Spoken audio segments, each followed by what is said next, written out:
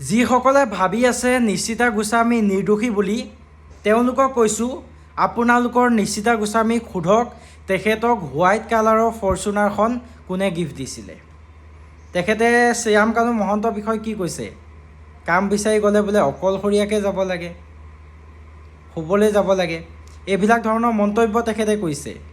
আৰু তেখেত শ্যামকানুৰ ঘৰত 3 দিন 4 দিন গৈছিল, দিনে ৰাতিয়ে থকাকৈ। আৰু সেইটো কাৰণে হয়তো তেখেতে নৰ্থ ইষ্ট ফেষ্টিভেলত হোষ্টিঙৰ চান্সটো পাইছিলে। বাৰে বাৰে মই কৈ আছোঁ, যদি তদন্ত কৰে, তেখেত যদি নিৰ্দোষী হয়, হোৱাইট কালাৰ ফৰ্চুনাৰখন কিয় পাইছিল, 3-4 দিন কি কাৰণে গৈছিলে, আৰু আগতে এইবিলাক কথা কিয় কোৱা নাছিলে, সেইবিলাক উলিয়াই দিয়ক, গম পাই যাব। এখেতক বহিষ্কাৰ কৰিব লাগে, তদন্ত কৰাৰ লগতে বহিষ্কাৰ কৰিব লাগে বুলি কৈছোঁ। আমাৰ জুবিন দাৰ মৃত্যুত ঘটনাৰ লগত এখেত 101% জড়িত হৈ আছে। আপোনালোকে কি ভাবিছে? এনেই মানে CBI তদন্ত কৰি আছে নেকি?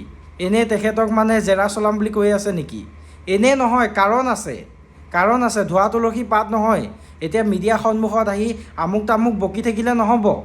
তেখেত দোষী হয়, আৰু দোষীয়ে শাস্তি পোৱাটো আপুনি বা মই বিচাৰোঁ। সেইবাবে এই ভিডিঅ'টো যিমান পাৰে শ্বেয়াৰ কৰক। ধন্যবাদ।